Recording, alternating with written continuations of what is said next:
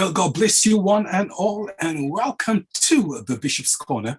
And of course, I am your host tonight. My name is Bishop Dr. Herbert, and Scott, the Chief Prelate of the Liberty Hall Cathedral of Praise, right here in the heart of Brooklyn.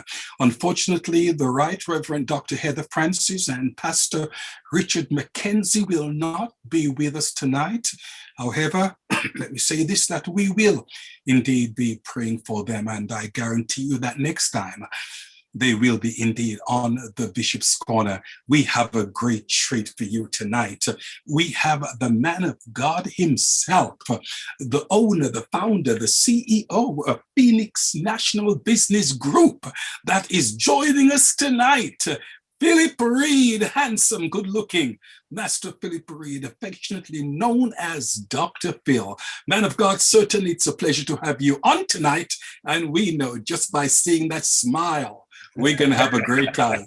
Thank you very much for weighing in. Yes, Up north, we thank God for the right to Bishop Dr. Neville Wolliston, that is with us. Man of God, always a pleasure to see you, young man.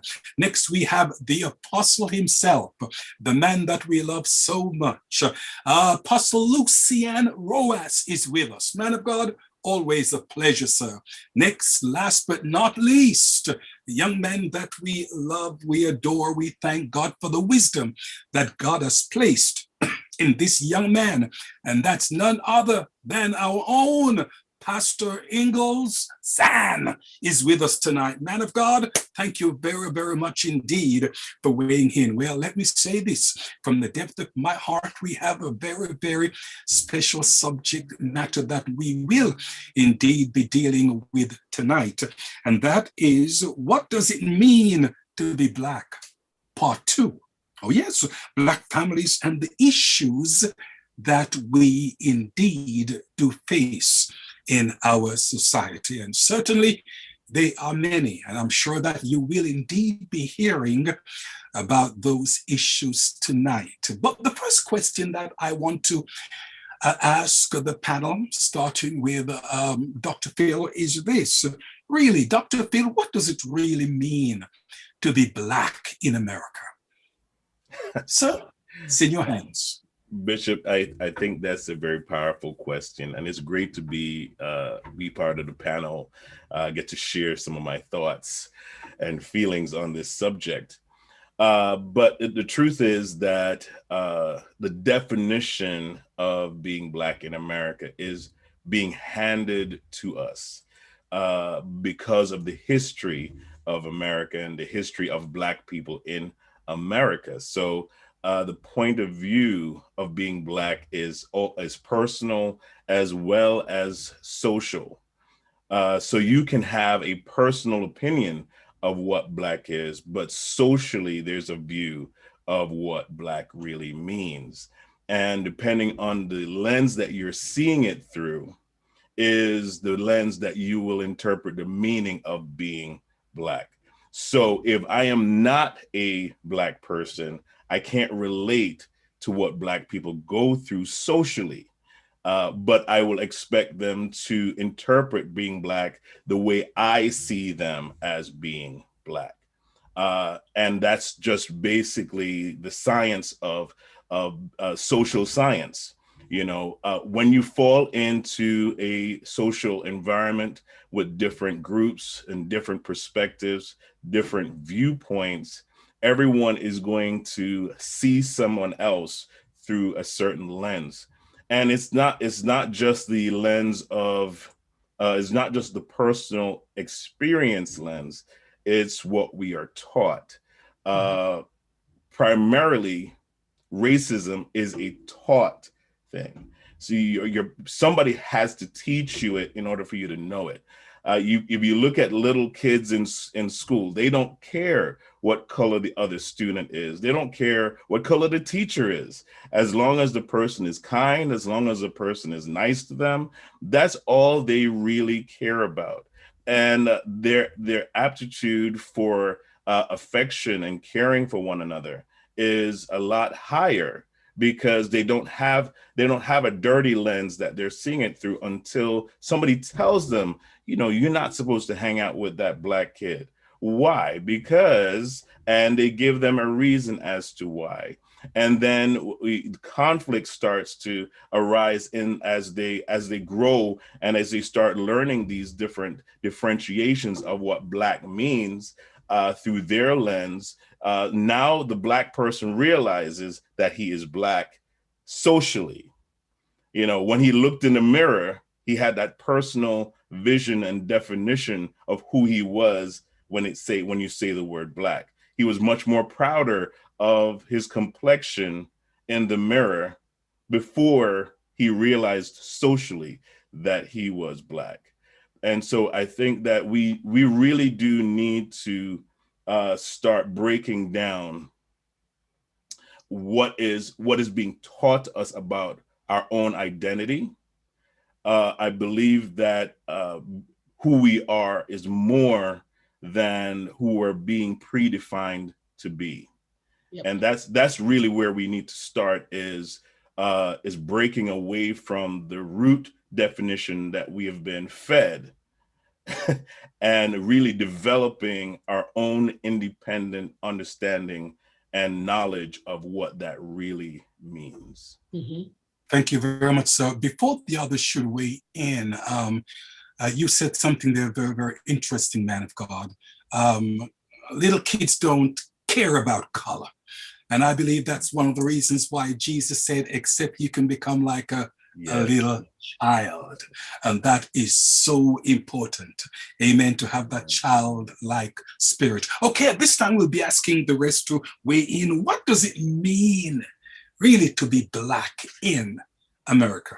Please. I think I'll start. I think that Dr. Phil hit it on the head when he's talking about the two perspectives, because one perspective you'll look at, you'll see that to be Black means that this is a stepping stool. To be Black means that we have someone beneath us in their eyes. But for me, when I say I'm Black, I've learned, and I've had to learn this, that it means I'm powerful. Mm-hmm. It means I'm strong. It means I have purpose. And so much so to others envy me. They envy us so much until they try to emulate us. They try to emulate our walk. They try to emulate our music. They try to emulate our style. So when I say I'm Black, it took us a while, and I think that some of us have to get out of us the negativity or the negative connotations that are associated with being Black. There are some of us who are who don't like who we are, but listen, my brothers, y'all don't have to love me, but I love Zan. I love Zan so much. And I've had to learn how to do that. So for me to be Black means I'm powerful. It means I'm intelligent. It means I'm anointed. And it means that I lead. I lead because of who I am. Amen. Beautiful. Thank you very much, man of God. Okay. That definitely is a great definition, both from Pastor Zan and Dr. Phil. And Dr. Phil, welcome. Thank you so much for joining us. It's a pleasure having you on. Amen. Bishop, as I had mentioned last time, it really depends who you ask or who's asking. For me, in a Black neighborhood, I'm one person, I'm one thing. In a white neighborhood or in a secular setting or in another type of setting where I may be a minority, then I'm somebody else, or I'm looked at or perceived as somebody else. I don't live in a Black neighborhood, but when I did live in a Black neighborhood, predominantly Black neighborhood, I was just one of them. I don't mean it in a bad way. You know, we're all the same kind of people. We shop at the same restaurants or stores or what have you. But when I move out or you move into another setting, you're perceived, as Pastor Zan says, as somebody else, stereotype. But I think we all must have a confidence within ourselves that we are who we are and be proud of who we are. Hallelujah. We have to be. We can't shouldn't want to change who we are for anybody else, regardless of the perceptions or the stereotypes. This is how God made us. And we should be comfortable even when others are not comfortable with who we are. You know, I'm male. I can't not be anything else but a male. And I love being a male. You know, I'm black. I was born black, and chances are, of a certainty, I will die black. That's for sure. This is who I am. And, you know, we talked about it last time. David said, I'm fearfully and wonderfully made. And that my soul knoweth right well. But I think as Dr. Phil really laid it out from a social point of view and from a personal point of view, yeah, there are differences, but we have to embrace who we are and be happy with who we are. And I'm okay with that. And I think part of the problem is that we have not learned to embrace who we are fully. So therefore, when we go to other neighborhoods or other towns, we find ourselves lacking confidence to be able to even survive there. You know, we find ourselves thinking that we have to change to fit in. But as you all said, I am fearfully and wonderfully made, and I cannot hide who I am. It just can't be done. You know, but that's the issue though, is that it's been said that, and we're talking just from that social perspective, right? That if we gain more education, we will be accepted, right? We have doctors, and we have people who have gone to the highest level of education, and there still seems to be no breakthrough because we are educated, but we have no power. Okay, we have no power to make that decision, free decision as to where we want to live, because society and the laws that have been created were not really created for us. Right. We remember, if we remember how we started, we'll remember why we are where we are. And that's why I seriously disagree with the tearing down of these different statues that represent men and women that had slaves and did all these different things, negative things, because if you take away the negative, you'll forget, and then you'll repeat history. You'll repeat history all over again because you erased the part that you didn't like. Okay. But the truth is that we came to this country unwillingly. Okay. Whichever country we're in, whether you're in the islands, whether, you know, no matter which island we came from, no matter which part of America we are, our ancestors did not volunteer to get on the boat. Okay. They were forced to get on the boat. Okay, they were brought here with the perception, and this is the perception of being Black I'm talking about, is they were brought under the perception of not even being human. I want that to sink in. Right? So you're not even human.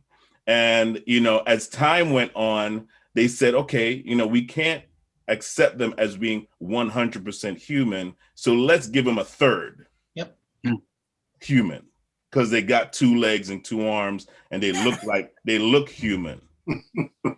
Okay, so they're you know, in America, we're talking about just being Black in America. In America, you're fighting against a system that has built infrastructures, legal infrastructures, you know, physical infrastructures that restrain us from attaining equality just on the level of being human.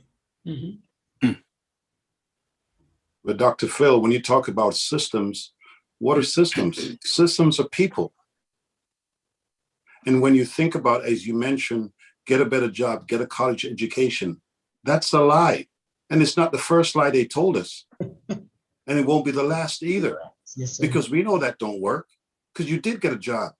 You did get a higher education. You did get a master's, and you still can't get anywhere. You know, so they keep telling the lies over and over and over again, and somehow we're buying it. You understand? So I think we really have to do a self re-examination of really who we are and what we can accomplish and come together and make change, because they're not going to change it for us. No, they won't. They definitely won't. Apostle, what say you, man of God? What does it mean to be Black? Well, like Bishop Wolliston said, this is who I am, and this is how the Creator made me. And Dr. Phil said we were forced to be here, but speaking in the present, I choose to come here from the island, and I came here in a quest for a better life, as we would say, the land of plenty or the land of opportunity. And so I'm glad to be here, and being here is probably better than where I came from, although I cherish my roots and where I came from. But being Black here, I am, like, I echo the sentiment that was said. We ought to be proud of who we are, because that's how God created us. The Orient or the Indian man or the white man or whoever should be proud of who they are. You know, that's their heritage. And so I am proud to be Black, but we cannot deny the fact that we deal with racism. It wasn't even in the Bible with Moses and Miriam, his sister. He married an Ethiopian woman, and she probably find that her skin was too dark of a color. But God loved us, and God made us in His image and likeness. And whether you have a certain feature, or whether you Orient, whether you Indian, I don't believe anyone should be discriminated. I go back to what Dr. Martin Luther King said. Not the color of our skin, but the contents of our character. I treat you for who you are. I am free towards you, and I am liberated. So there is no hang-ups, you know, but we cannot deny the fact that the struggle is not over in terms of housing, in terms of education, in terms of the school system, in terms of the prison system, in terms of business opportunity, in terms of healthcare, in terms of housing. You know, it's stacked against us, and we gotta fight harder than average or normal. Mm-hmm. You know, so I mean, you know, educate yourself. You know, someone once said, if you think education is expensive, try ignorance. So that's one of the ways we can really excel with, even with the odds stacked against us. The book of Ecclesiastes says wisdom is even better than weapons of war. So I am who I am, and I'm comfortable, like I said, in my own skin, and I would have it no other way. But we cannot deny the fact that there are challenges that we face being Black in this country. And we are not in the Jim Crow law, or we are not seeing getting up in the morning and seeing a Black man is hanging from a tree. But the system is so subtle. It's designed to keep you in bondage, you know. And so you have to work against the system. You're working against the odds. There's so much. If you look at the statistics, it's factual, it's true, how it's stacked against us. And so it's easy for a brother to fall through the crack, you know, if he's not strong and disciplined and get the right mentor and the right guidance. So for me, my contribution is I'm trying to educate people in terms of finances, in terms of financial literacy. And that's one way that can help to liberate us. You know, if we are smart, if we are learned, it will certainly help us. You know, Apostle, I love to jump in, but I was implying on how our ancestors got here. I was right. Okay. specific. Our ancestors got here on slave ships, and to erase that fact would be to not be able to track why we are perceived the way we are now, right? Because that perception is still in the mind of some of those who would like to see us back in that state. Okay. And I'm sorry, and right there to that point, it's a struggle to be or come to complete freedom as a Black in this country, because there are some that are still enslaved to that old way of thinking. Right. It has been embedded in them that they are superior, and that Blacks are inferior. And so even today in 2021, we are still fighting against that system, as Bishop Wallington was talking about breaking free. And listen, we can break free, and we can educate, and we can have self-image and self-worth. You know, we can build that. We can build up our financial literacy and start walking in that. But then when you're fighting the system who says you really don't belong here in the first place.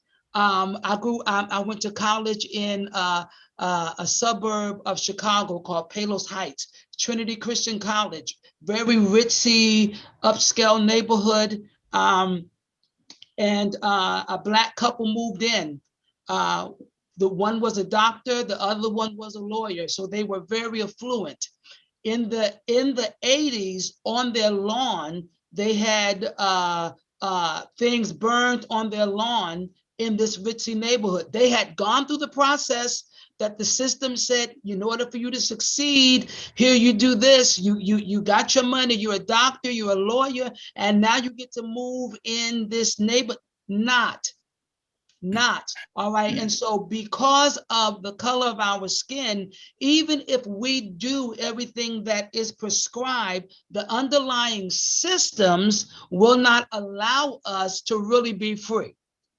And so until those systems are addressed, until we get our self-esteem up, until we get our thought process right, getting our finances in order, getting that education, and still working and still striving, we are still going to be left behind.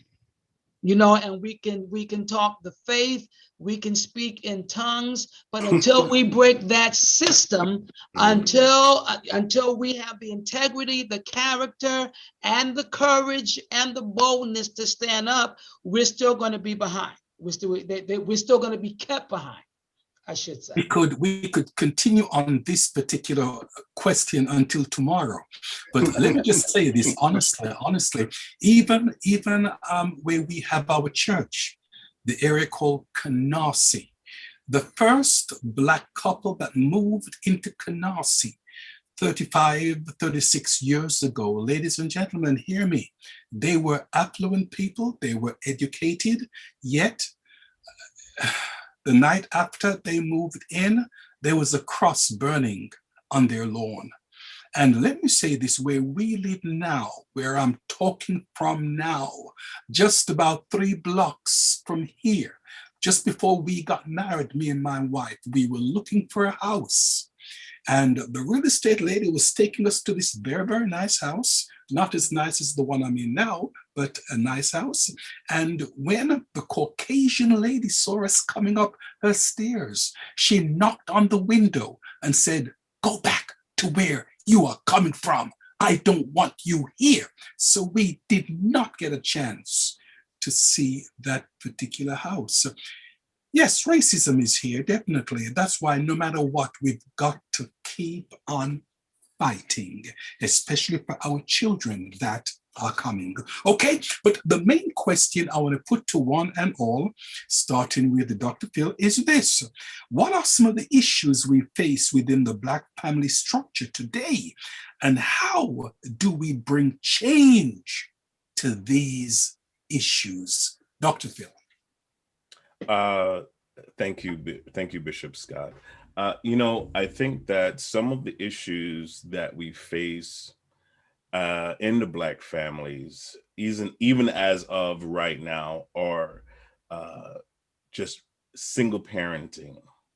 It is predominant in the Black community, where you see single mothers walking around raising the kids by themselves. Sometimes you even see a single father.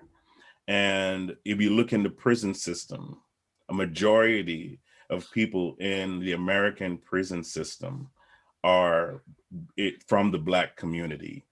And I believe there is a huge correlation in that. We talk about education, but I believe that education that is being received, unless you're able to pay for your child to attend an Ivy League school or a school that is in a more Caucasian area, they'll be missing out on information that is viable for them to finish the higher levels of education.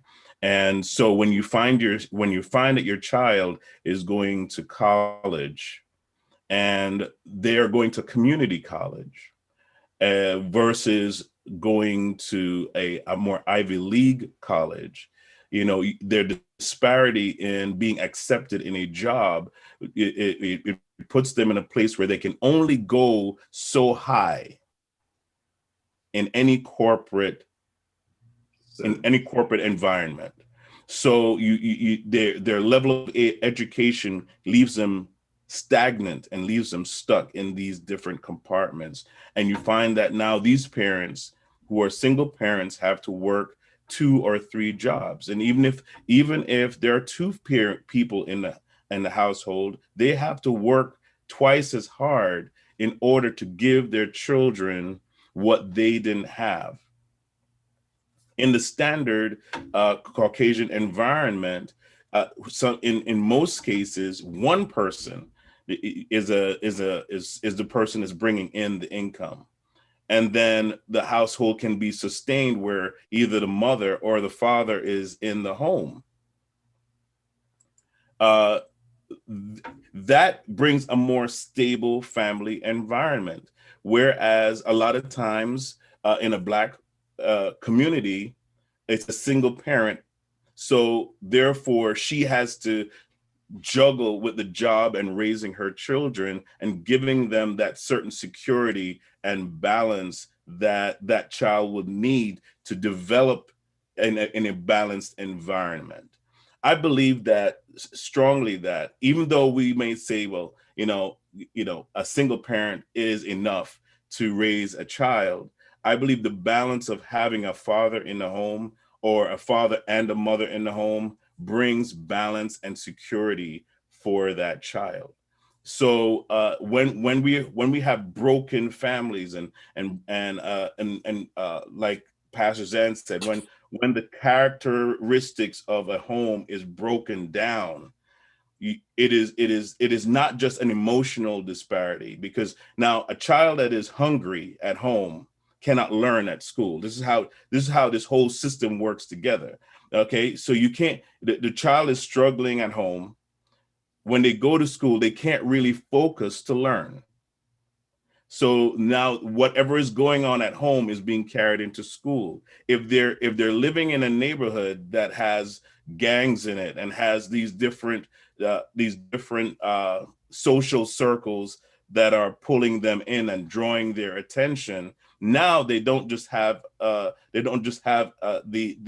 things that are going on at home, but they have the things that are going on in their community that's distracting them from attaining any sort of higher level of accomplishment that they may want or they may desire to have.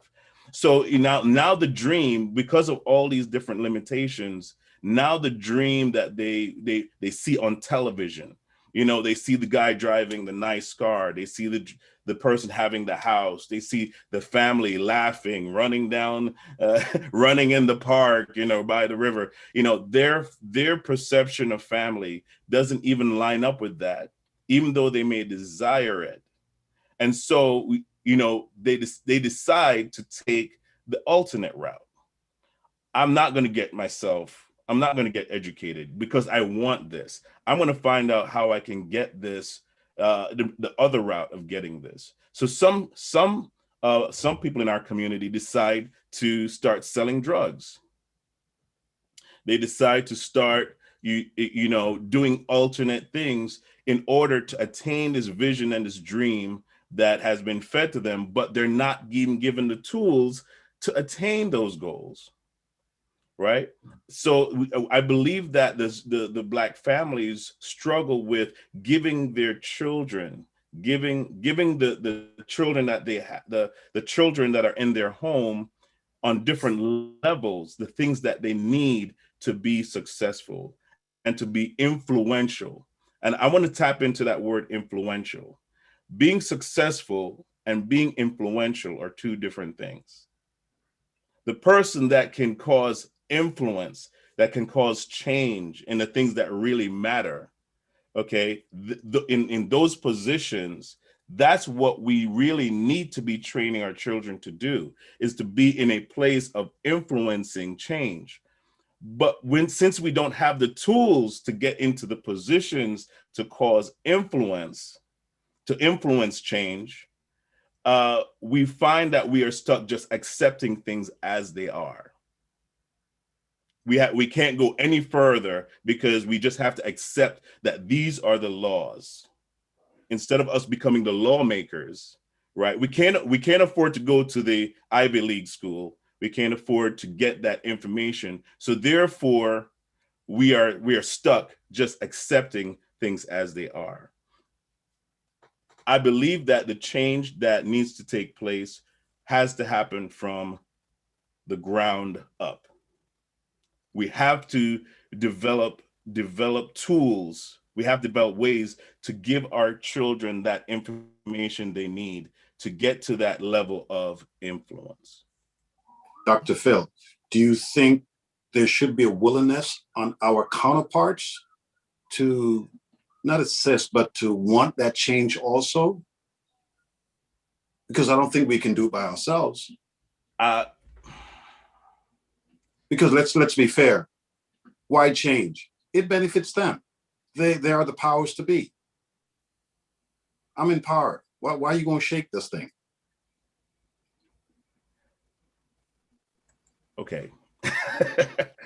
What I'm going to say to that, and anybody else can comment on it, but once someone has attained power, okay, it is very difficult for them to say, I'm just going to give that up freely so you can have equal levels of power with me. Now that becomes a power struggle, right? So I'm not going to give up my power. I'm not going to give up my influence freely so you can have some of what I have. No. So therefore, there are restraints put in place to keep you where you are, so I can maintain and retain what I have.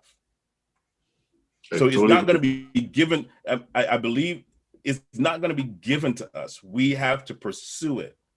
You know, I love the movie The Pursuit of Happiness, because it showed you that if you're seeking to be successful and influential, and if you want to see true change, you have to pursue it, and you have to find out what you need to get to where you need to be. It's something I believe, honestly, gentlemen, that we have to fight for. I don't think it's going to be given to us on a silver platter. You have to definitely fight for it. It's like wanting to move into a certain neighborhood. When we came here, we were the only Blacks in this particular area. We were the only Blacks. We fought to be here. We got here. Now there are other Blacks moving in. And it's like that in our lives, being this color. Anything that we want, it's not going to be given to us on a silver platter. We have to fight hard for it. Imagine being Black and go to like a university, Ivy League university. Is it easy for a Black person? Definitely not. You have to supersede the white folks, definitely, and so forth. Okay, so anything that is good, that's going to produce change, guess what? We have to take it by force. And I don't mean this way, I mean we have to take it by force, okay, in an intelligent way. Okay, please weigh on in, gentlemen. What are some of the issues we face within the Black family structure today, and how do we bring change to these issues? But you see, to Bishop Wolliston, the question that you asked a while ago, I believe when there's a saying, when the tide rises in the harbor, all the boat rises with it. And when people are disenfranchised and people are marginalized and they are not doing well, they have a tendency to fight and to rebel. and to resist. And I think if we all do well, we'll all benefit from that. And so helping each other is, in a sense, helping yourself, because if you keep people oppressed, look what happened in South Africa. They couldn't keep up with it. It was too much. And when people are liberated, we can all do better. If I am marginalized, I will look to crime, I will look to drugs, I will look to, and it will come back to haunt you. So I think if we all do well, we should seek that all do well instead of dominating one class or oppressing one people. Freedom is always better in the end. But like Bishop Scott says, we have to fight harder for it. Because it's not an even playing field. And yes, some people of color have made strive in this country. Like, let's say Barack Obama, he became a Black president. We have a sister in the White House as vice president. And these are good, but it's not given to them. You have to fight. They have to fight. They have to go to college. They have to make sacrifice. They have to be hungry. They have to want it. I mean, it doesn't come easy, but at least they set the tone, giving us hope that certain things can be done. But you start at a disadvantage. It's like starting a race and the guy is 10 meters ahead of you. You have to catch up all the time. But that doesn't mean we should roll over and die. I came from the islands. I came here with a borrowed coat. My first trousers was from the Salvation Army. My first television, and I don't mean to give you a sad story, was a 19-inch black and white from the flea market. So I'm saying, but I'm determined to make it. And do you get setbacks? I receive racial injustice in my workplace. I had to make complaints. I had to write letters. It is not easy. It's an uphill struggle. But that doesn't mean we should quit. That doesn't mean we're going to roll over and die.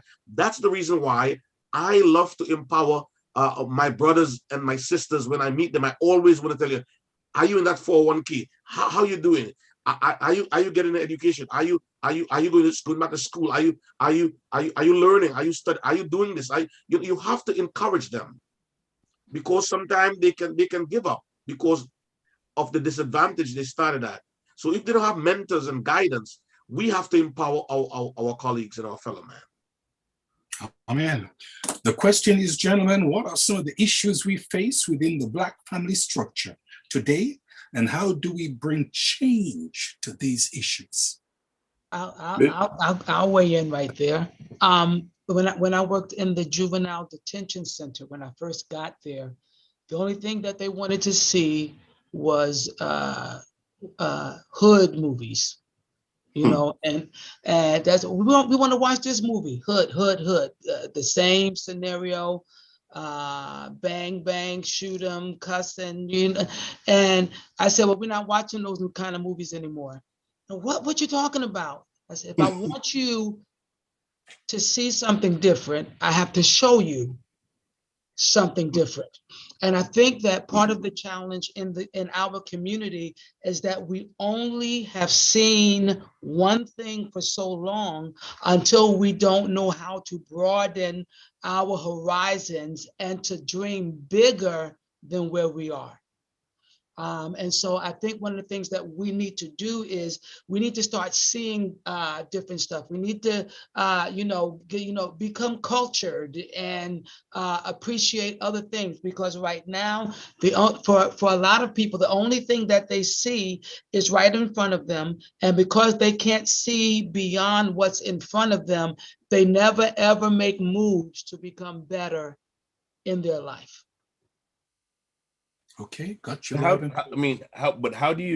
you in a family that doesn't know, you cannot really show your kids something that you've never experienced. You can't really give them something that you don't know how to give.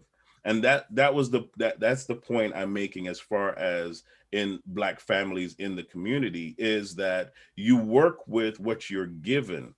It's not everyone. It's not it is great that some of us have that opportunity to break out of the box. But I'm talking about that person that it's generational. Okay, so let me speak to that. I do. Because we have limited vision, we've also closed ourselves off to other possibilities.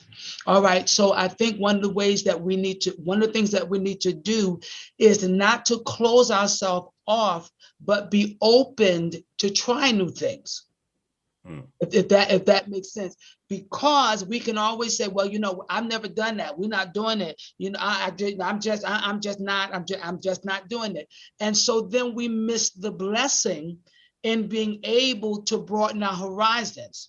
All right. So I think one of the things in that particular case that you're saying right there, we must be open to trying different things and experiencing something new, Listen, I am the person that you take to the steak restaurant, and I will order chicken all the time. I will go to Steak and L and order chicken. I'll go to the Italian restaurant and order chicken. However, what I am learning is that if I'm going to broaden my perspective, I'm learning to try different things. But a lot of us, we have, I don't know what it is, but we've been closed off to even considering trying something different because it's not the way we were raised. Pastor Zen, I totally agree with what you're saying, but just to piggyback from Dr. Phil, I know exactly what he's trying to say also, because here's the deal. Let's use this scenario.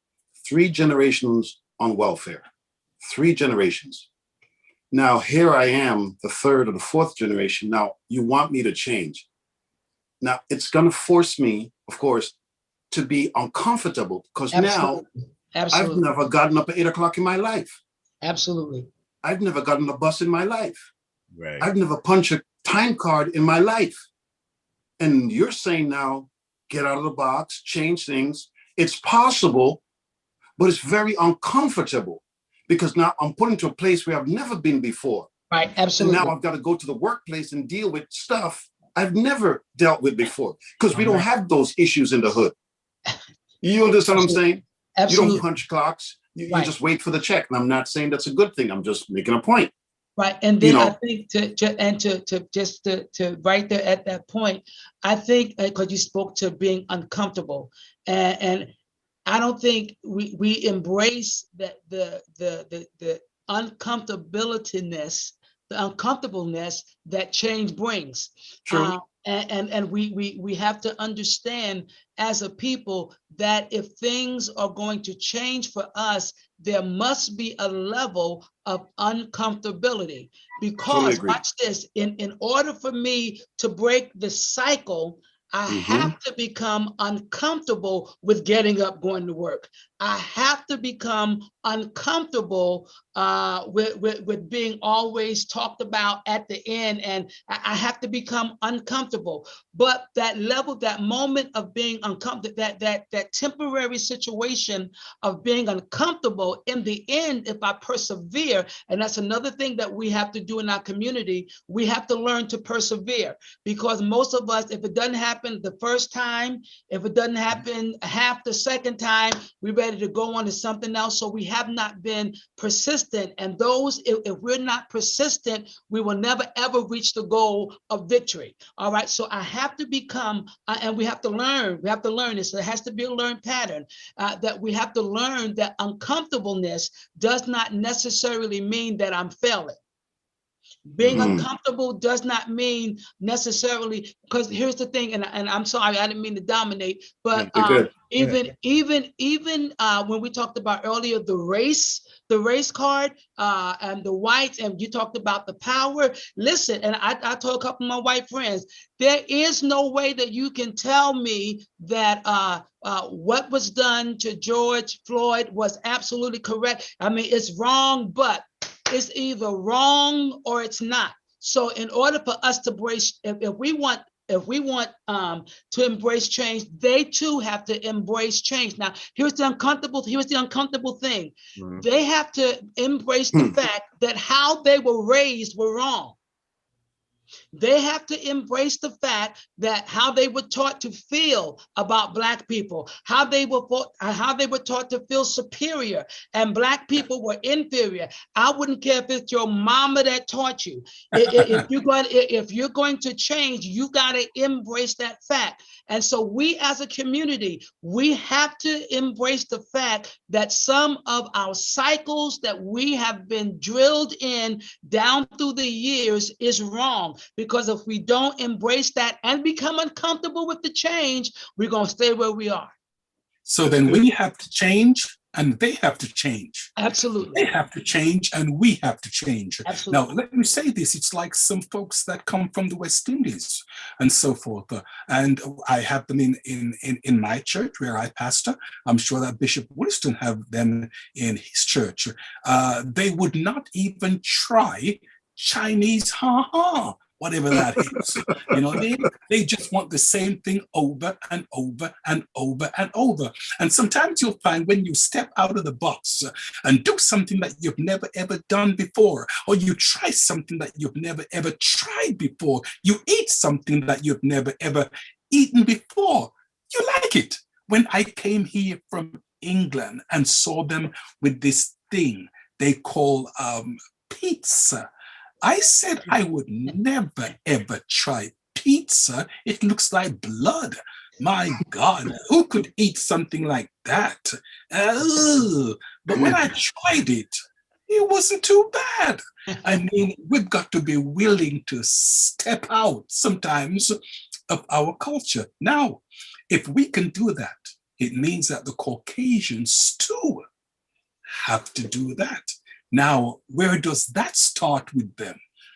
It's hard to change a person when they're in their 20s, their 30s, their 40s, their 50s. So would not you agree with me that early age, school, certain things are taught? Would not that be the way to go? How do you feel about that, gentlemen? I'm going to start with this. When you look at the protesters, a majority of them are not Black. Mm-hmm. And I believe that's a great sign when you look at the millennials and how the millennials think about how the world should be, how they feel America should be. There has been a shift as far as accepting the status quo. And I believe the strongest aspect of that is they're having the conversation. They're having the conversation in schools. They're having the conversation about race in different arenas. And the younger generation is getting that. The struggle is that there are these older guys in control of the laws, in control of the system, that they are unwilling, and they are training up their proteges with the similar mindset, right? You have them repeating sayings and quotes from people that spew hate and that spew disparities between races, and so and have the superiority complex, right? They propagate that superiority complex, and so the people, and I'm going to keep repeating this word, that have the influence, that have the ability to cause change, they are staying in that place of power so that they can make these decisions and make it harder for the people that they have oppressed for years. And this is why. So how do we come to change them? How do we get things to change? You know, I love the parable that talks about eating an elephant. One bite at a time. How do you eat an elephant? One bite at a time. One bite at a time. Eventually you will finish eating that elephant. And we're biting away at this thing, and we have people who are penetrating this, what I'll call hate wall. right? It's a hate wall, and hate, no matter how it looks, whether it's coming from a Black person, whether it's coming from a white person, it doesn't matter who it's coming from. Hate is still hate. Absolutely. And the battle really isn't against color. The battle is really against hate. Yeah, system of hate. Yeah, a system of hate, because it's the years that it took to build up this system, the men and women that came up with this system over these periods of time. Imagine the kind of mindset you have to have in order to treat human beings the way they treated Black people in the past, and even are trying to still keep that level of oppression now. Imagine the mindset. Imagine the mindset of that person, how they think about you when they see you on the street, what they're thinking about you. You were talking about the system. Bishop mentioned about the system in the school. In Texas right now, they recently passed a law that it is illegal for the teachers to talk about racism.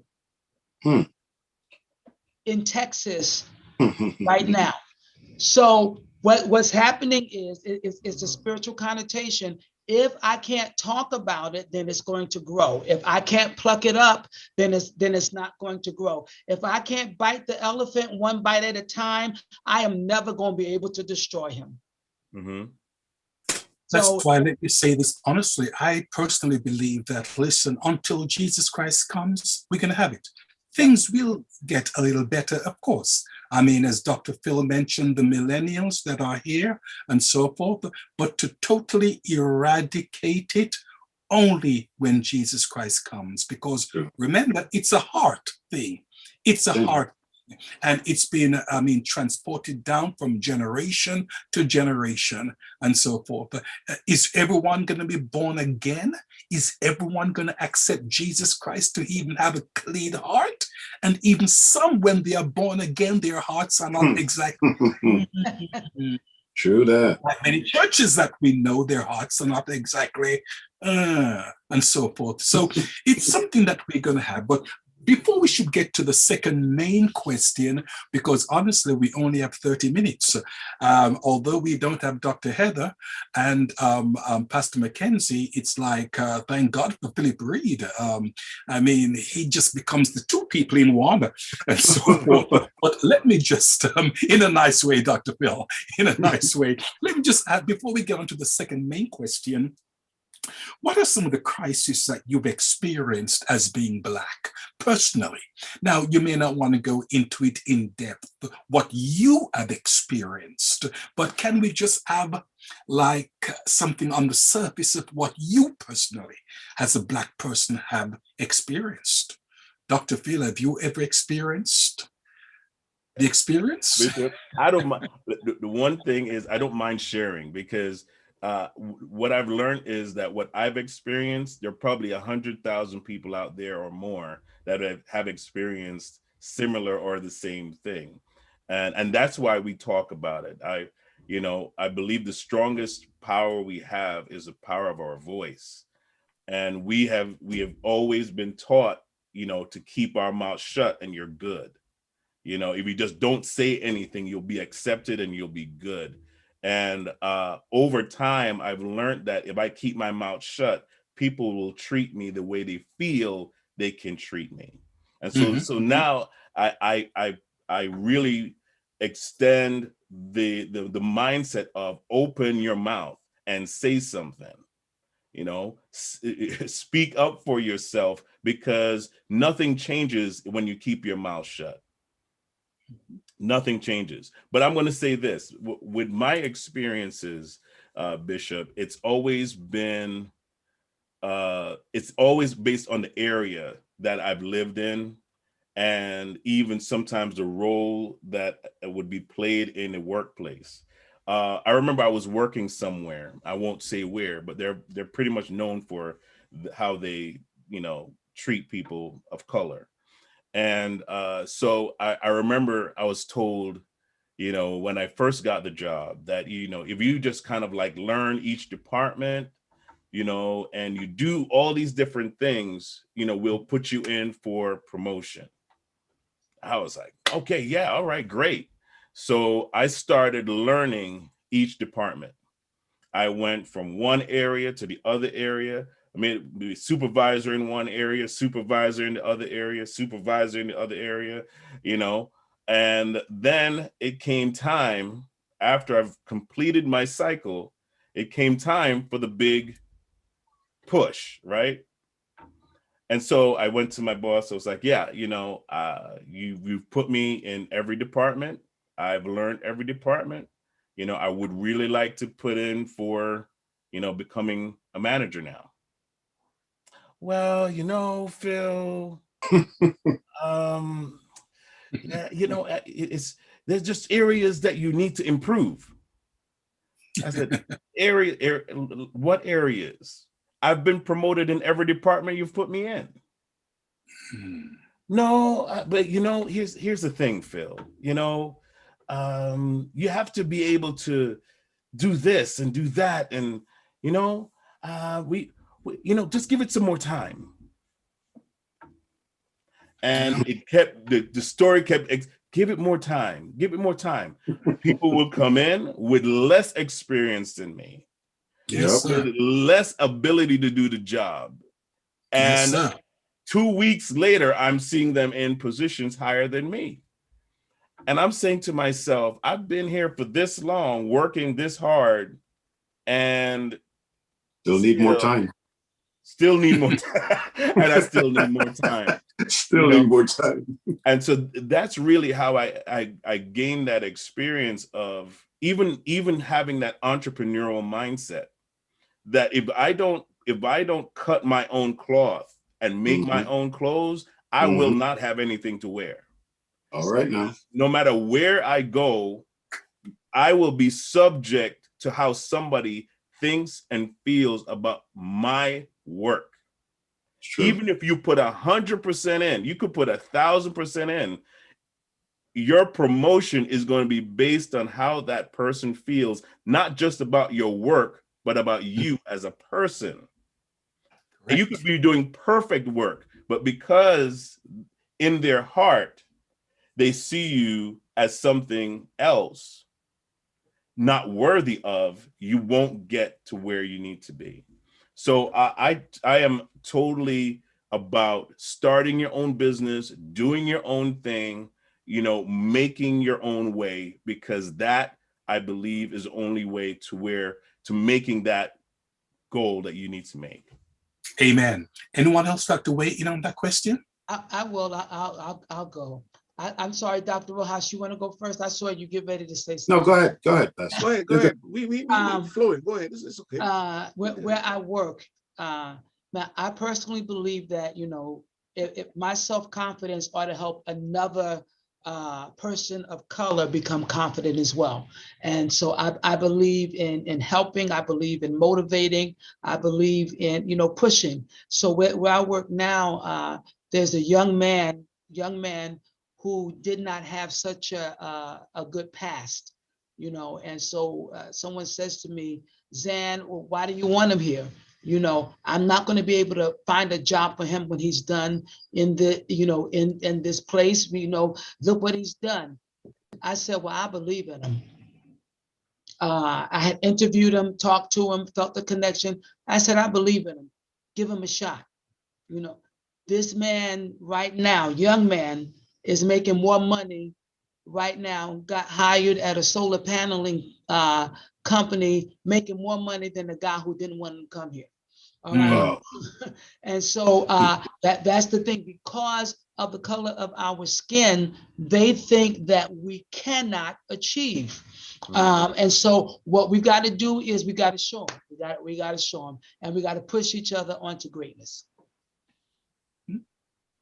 Dr. Stana, do you think that it could be because of fear? They fear that if we get the position, we may become more elevated than them? Oh, absolutely. I think it's that. And then this person has a problem with anyone, this our color or female, ruling, over him. So he doesn't want to be subject to anybody but somebody that's his Looks color. like it. But you know what? I think it's really not just a fear. It's not a fear. It's more of the rite of passage, Okay. Ah, right? White privilege. Privilege. And again, Basically. that's saying I got it now. If I let them over me, now I have to embrace again everything that my mom and dad taught me, that my grandma instilled in me about them is wrong. And so rather than to say my parents are wrong, my grandpa is wrong, everybody else is wrong. I love my grandpa. Yeah. He can't be wrong. He can't be wrong. He would never lead me wrong. No, Not never. Papa. the question is, what are some of the crises that you have experienced as being Black? Anyone else like to weigh in? Well, I experienced racism in the workplace. And I think I mentioned it some time ago in the Bishop's Corner, in a way I had to use the power of the pen. And the guy, I could do no wrong. The guy, when he see me, he would stay away from me. And I didn't curse, I didn't holler and hoop. I got a letter and I did what I had to do. So that was one of my experience. And I sure, as Dr. Phil said, hundreds of thousands of people probably experience the same thing in the workplace. I also experienced being stopped by the cops for no reason.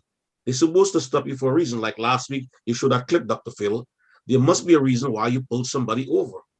There was no reason why they pulled me over, more than likely because of the car that I was driving. And thank God it didn't escalate. The young man that was in the car with me said, this man is a pastor. They get back in there and they continue driving. They didn't ask me a question. Pull me over and tell me get out and put my hands and spread out. And the guy said, this man is a pastor. They looked at me and they jumped in the car and keep on moving. So why did you stop me? So I've experienced that, all right? And I was calm and humble about it. What about if someone, as a young Black man, got irritated and he responded? It escalate, it get out of hand, and it make the 7 o'clock evening news. So I'm saying, I, as a pastor, the most I've ever gotten in this country is a parking ticket.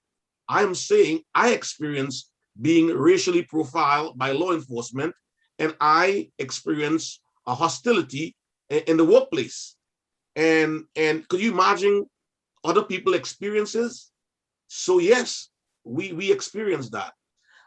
So back to the question, Bishop Scott, that he was saying too, like Black people make up 12% of the adult population, but account for 33% of people serving a prison sentence, while white people make up 63% of adult population, and yet just 30% of prison inmates. So right there, it's twisted. So then we are, like I said again, at a disadvantage. But one of the things I really believe that we need, a guy coming from 3-generation welfare, mother on crack, father in prison, who is his role model?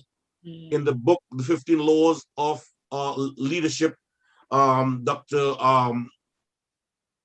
John Maxwell, he talks about the law of the environment, and he says growth, the law of the environment, and it's conducive to the surrounding. And so who is going to mentor? Everybody needs a mentor. An Elisha needs an Elijah. A Paul needs a Timothy. A Joshua needs a Moses. So and I tell you what, every time I meet a young man, I try to empower him. Absolutely. Financially. And you say, well, tell him about the Lord. I do that as an opening. Hey, man, how you doing, man? How you doing financially? And I build up a conversation. The Bible said he that winneth the soul is wise.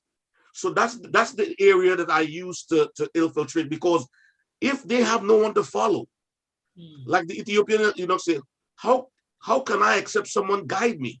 So Yes. young men need guidance. They need mentors like more than ever before. And they might have tattoos on the bicep and be tough and this and that.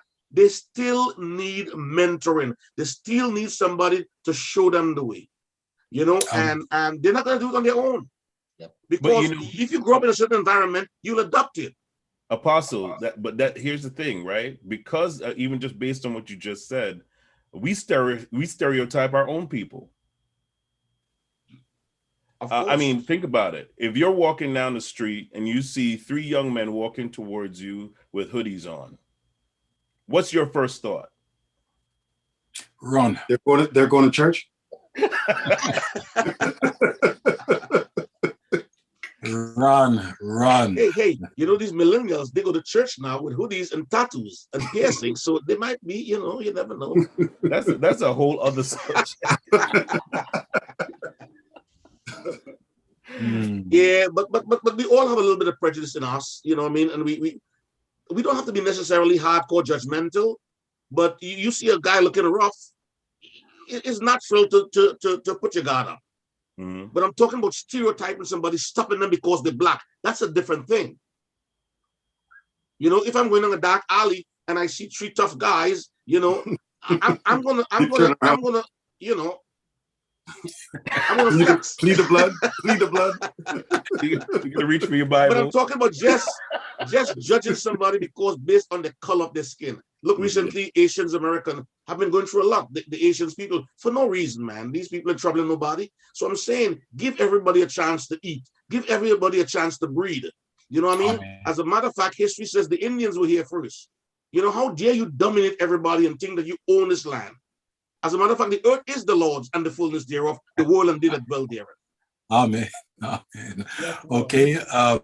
We have okay, I'm sorry, Bishop Wolliston, Well, I was just saying that, you know, one of the things I like about the Bishop's Corner, apart from being on it, of course, is that is that we talk about real issues. And what I want for the audience that are weighing in on is to realize that you will be affected one way or the other based on the color of your skin, but you can't let that deter you or prevent you from achieving your highest goal or your highest potential. I mean, we could tell stories, you know, from the time I came here as a teenager until now. I remember, and I think I mentioned before, when we were building our residence, our home, and, you know, my wife ordered the marble, the countertops, and all the rest of that good stuff. So I'm outside with one of the workers, you know, chit chat and what have you. So they bring the marble in the house, asking for the owner. You just passed me. They didn't think, and this is, of course, it's a upscale Caucasian neighborhood. So I think in their minds, now this guy's a worker. Oh, he's a worker. He's a worker. He's not the owner. He can't be the owner. They walk past me, walk in the kitchen, want to know where they want to put it, and so on and so on. So I didn't go in after him. I'll wait till he come back outside asking for the owner. Oh, right here. Amen. Can I help you?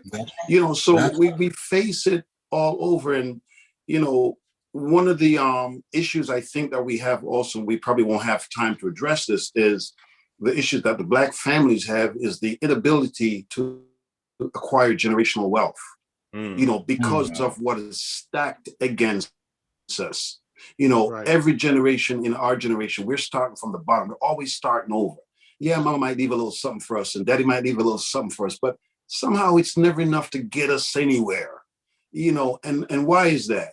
Because of the system that's being set against us that we can't acquire. Yeah, it's good. Okay, so you have a decent job.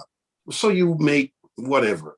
You're making good money. But that's not enough. Generational wealth, what you can pass on down to your children's children, so we don't start from the bottom. Well, I think we're the only group that's always starting from the bottom. Why is that? And so I think one of the things that we have to do, Bishop, is educate ourselves. Dr. Phil talked about that. But be careful who's educating you. Come on. When I say educate yourself, I don't mean necessarily a PhD or master's. And I'm not saying no to those things. But look at how the system is. Learn the system. Yep. If you're going to play the game, you've got to learn how the game's played. Yep. You can't make up your own rules and break rules, what have you. Learn the system. Educate yourself in a way that, okay, this is how this works. And you play the game to your advantage, because basically it's a game and that's what they're doing. I remember while we were looking for a home in our residence, I didn't know what steering was. I thought steering is when you steer your car. No, steering is they'll steer you to a neighborhood that they want you to be in, not what you want to be in, and you can afford it.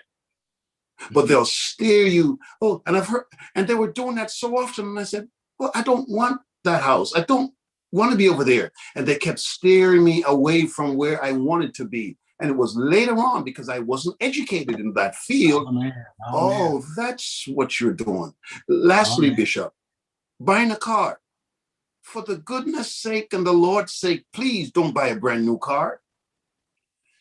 And I hear things like, oh, the leather smells good, and I'm the first one sitting in it, and you get emotionally attached to it. And you don't realize the minute you drive that off the lot, it loses 15 to 20% of its value. It's a liability. It's not an asset. And sometimes our people have to educate themselves and realize that and stop this nonsense, because that's a way where we're not able to build generational wealth. And don't talk about the 21% interest rate. If you got $600 credit score, 600 credit score or lowest credit score, you got no business buying a brand new car anyway, because you're going to pay for it 2-3 times over. So what I'm saying, Bishop, we've got to educate ourselves, learn the game, see how it's played, and play toward advantage.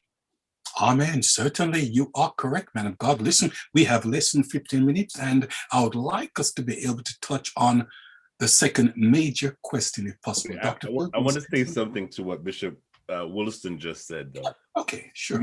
You got to know the rules of the game in order to play the game. Correct. And when the rules are continually changing, how do you keep up?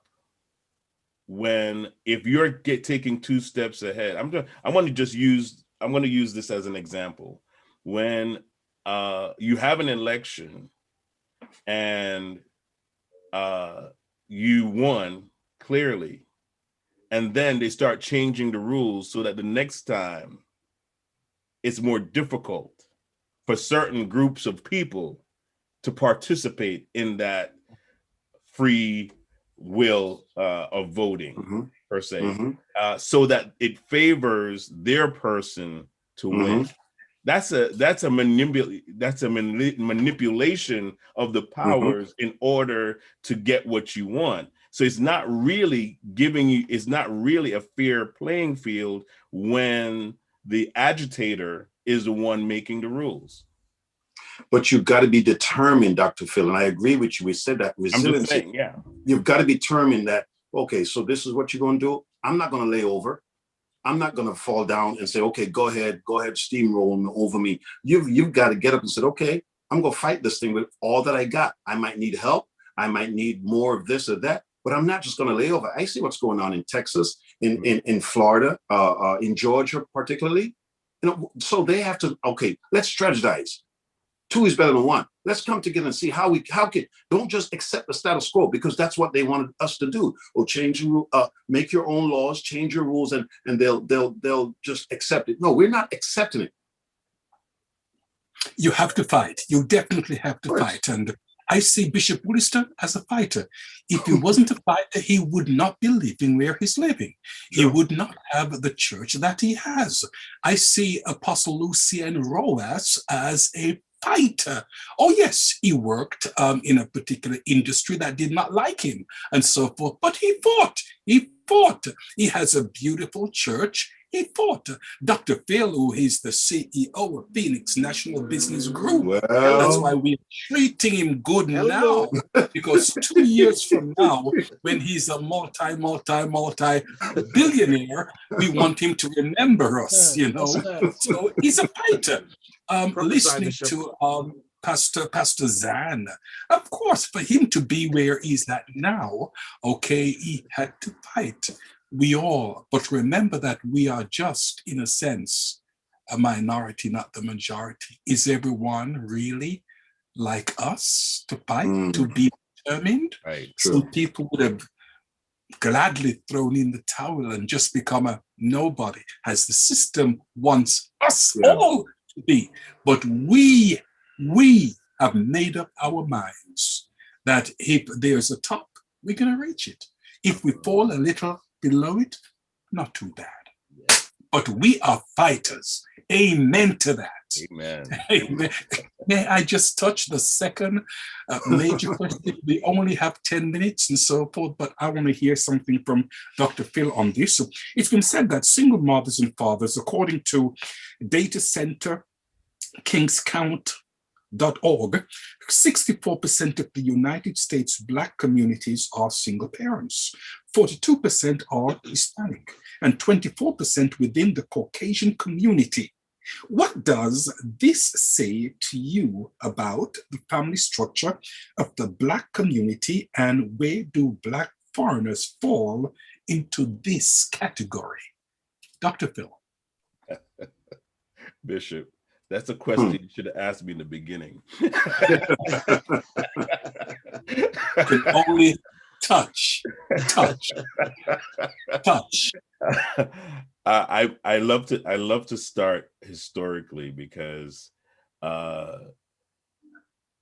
historically our families have been broken up from the beginning.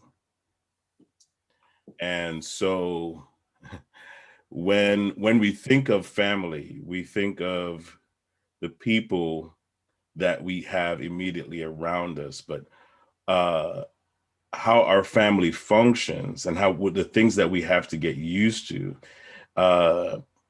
We are used to, as minorities, in seeing our people of authority being abused in various different ways. You know, you grow up seeing your mother struggling, you grow up seeing your father struggling, you grow up in an environment of constant battle to make things work, to make things happen. And you know, and like you said, Bishop, some parents didn't have that fortitude to fight. Some parents had that fortitude to give up, and some did give up, because the pressure of being a Black parent is not easy. You have to you're fighting yourself. How do you help bring your kids and your family up when you're fighting yourself to survive?